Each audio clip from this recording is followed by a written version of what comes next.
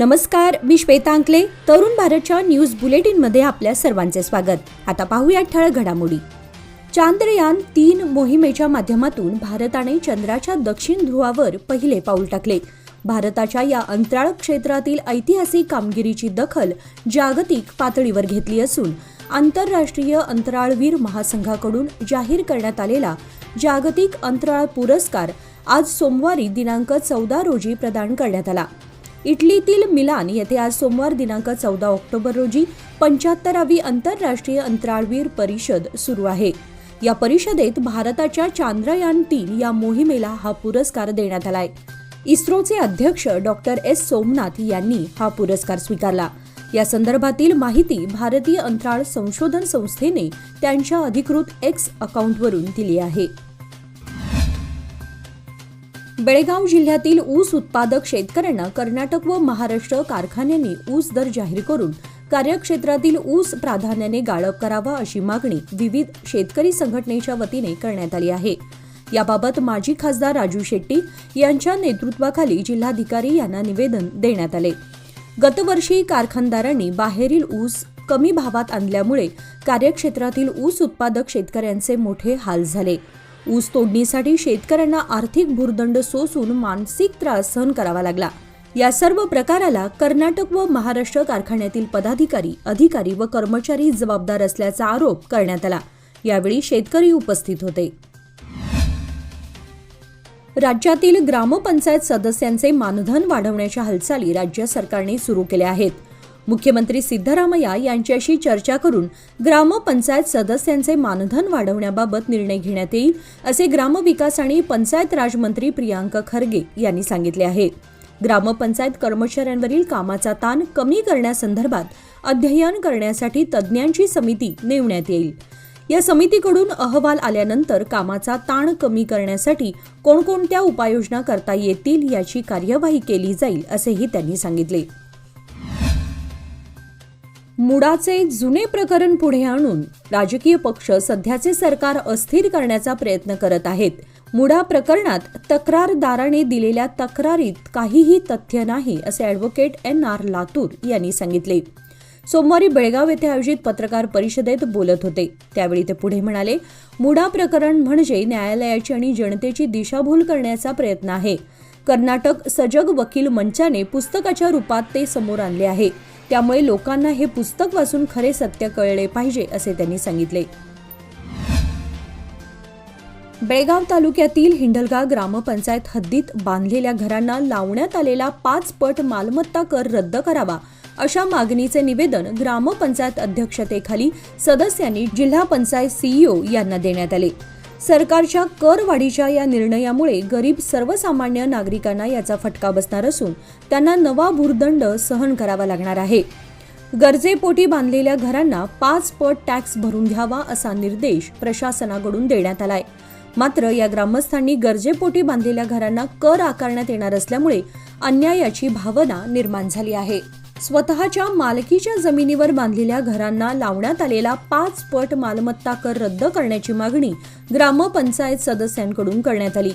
यावेळी रामचंद्र कुद्रेमणीकर, रामचंद्र मन्नोळकर, DB पाटील अध्यक्षसह इतर सदस्य उपस्थित होते.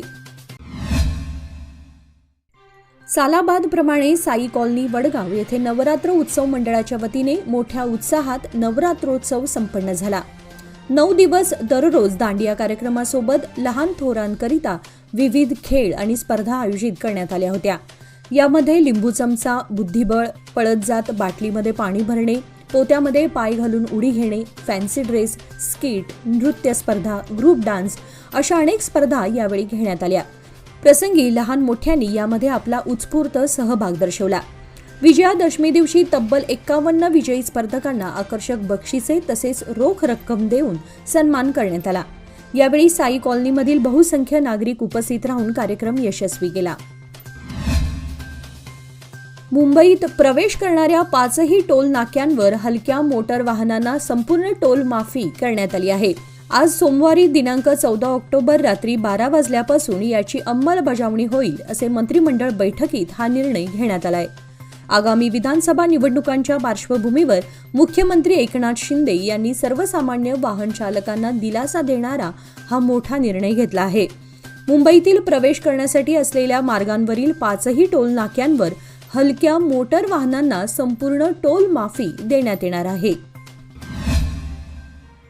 Federation of all India medical association ही एक देशभरातील निवासी डॉक्टरांच्या संघटनांचे प्रतिनिधित्व करणारी संस्था आहे. या संस्थेने आता पश्चिम बंगालमध्ये डॉक्टरांच्या सुरू असलेल्या निषेधाच्या समर्थनार्थ सोमवारपासून रुग्णालयांमधील देशव्यापी बंद ठेवण्याचे आवाहन केले आहे. FAIMAच्या झालेल्या बैठकीनंतर हा निर्णय घेण्यात आलाय. मात्र आपत्कालीन सेवा 24/7 कार्यरत राहतील याची खात्री करण्यासाठी सर्व निवासी डॉक्टरांच्या संघटनेला विनंती केली आहे. Federation of all India medical असोसिएशनने म्हटलं आहे की ते पश्चिम बंगालच्या कनिष्ठ डॉक्टरांसोबत पूर्ण एकजुटीने उभे आहेत. आम्ही सर्वानुमते निर्णय घेतला आहे की आता राष्ट्रीय स्तरावर एकत्र येण्याची वेळ आली आहे.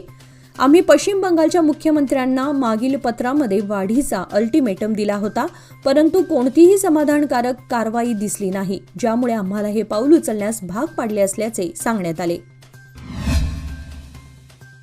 स्वामी विवेकानंद यांनी 16 ऑक्टोबर 1892 पासून सलग 3 दिवस बेळगाव शहरातील विवेकानंद मार्ग, रिसालदार गल्ली येथील स्वामी विवेकानंद स्मारकात वास्तव्य केले होते. त्या पावन दिनाच्या स्मरणार्थ येत्या बुधवार दिनांक 16 ऑक्टोबर 2024 रोजी सकाळी 10 ते सायंकाळी 6 वाजेपर्यंत विवेकानंद स्मारक जनतेसाठी खुले ठेवण्यात येणार असून शहरवासियांनी स्मारकाला भेट देऊन विविध कार्यक्रमांचा लाभ घ्यावा असे जाहीर निमंत्रण रामकृष्ण मिशन आश्रम बेळगावने दिला आहे. बाळेकुंद्री खुर्द व परिसरातील मोदगा, सुळेभावी आदी भागात शिवप्रतिष्ठान हिंदुस्थान आयोजित दुर्गा माता दौड शनिवारी मोठ्या थाटामध्ये संपन्न झाली. भगवे ध्वज, भगव्या पताका, शिवरायांचे पोवाडे, फटाक्यांची आतिषबाजीमुळे गावातील वातावरण शिवमय बनले होते. शनिवारी पहाटेच्या सुमारास पावसाने उघडीप दिल्याने न भूतो न भविष्यती प्रतिसाद लाभला. यावेळी बालक, युवक, महिला वर्ग व ज्येष्ठ असे असंख्य संख्येने शिवप्रेमी दौडमध्ये सहभागी झाले होते. प्रसंगी लक्ष्मी गल्ली, सुभाष गल्ली तसेच कलमेश्वर गल्लीमध्ये विविध सामाजिक संदेश, बळीराजाची व्यथा तसेच ग्रामीण संस्कृतीचे दर्शन घडवणारे सजीव देखाव्याचे सादरीकरण करण्यात आले. परमपूज्य हरुगुरु महाराजांच्या उपस्थितीत दौडीची सांगता करण्यात आली. यावेळी देखाव्यामधील कृत्रिम गजराजाने सर्वांचे लक्ष वेधून घेतले होते. गोगटे ओव्हरब्रिज येथे रस्त्याशेजारी असलेल्या मनोरुग्णाला बेळगावमधील तरुण सामाजिक कार्यकर्त्यांनी उपचारासाठी सरकारी रुग्णालयात दाखल केले आहे. मनोरुग्ण असल्यामुळे त्याची शारीरिक अवस्था बिकट झाली होती, त्यामुळे त्यांना तातडीने रुग्णालयात दाखल करण्यात आले. सामाजिक कार्यकर्ते ॲलन मोरे, अवधूत तुडवेकर, प्रणव बेळगावकर, सॅम्युअल रॉड्रिग्स, महांतेश कुमार यांनी रुग्णवाहिका तसेच पोलिसांशी संपर्क साधून मनोरुग्णाला रुग्णालयात दाखल केले. नागरी उड्डाण व सहकार खात्याचे केंद्रीय राज्यमंत्री मुरलीधर मोहोळ यांची शिवप्रतिष्ठान हिंदुस्थानच्या पदाधिकाऱ्यांनी बेळगाव विमानतळावर भेट घेऊन बेळगावहून पुणे, नाशिक व बंद केलेल्या विमानसेवा पुन्हा सुरू कराव्यात अशी विनंती केली. तसेच पुढच्या वर्षीच्या दुर्गामाता दौडमध्ये सहभागी होण्यासाठी निमंत्रण दिले. खासदार मोहोळ यांनी दुर्गामाता दौडीमध्ये नक्की येईल असे सांगितले. याप्रसंगी शिवप्रतिष्ठान कर्नाटक प्रांत प्रमुख किरण गावडे, मोहन जोई, राजू पोटे, दिलीप चव्हाण, शिवाजी मंडोळकर, शहर प्रमुख अनंत चौगुले, जिल्हा प्रमुख विश्वनाथ पाटील आणि राजू नाईक उपस्थित होते. पंत बाळेकुंद्री येथील श्री पंत महाराज बाळेकुंद्री यांचा 119वा पुण्यतिथी उत्सव दिनांक 18 ते 20 ऑक्टोबर दरम्यान होणार आहे. दिनांक 18 रोजी सकाळी 8 वाजता श्री पंतवाडा समादेवी गल्ली येथून प्रेमध्वजाची मिरवणूक निघून ती दुपारी 2 वाजेपर्यंत श्री क्षेत्र पंत बाळेकुंद्री येथे पोहोचेल.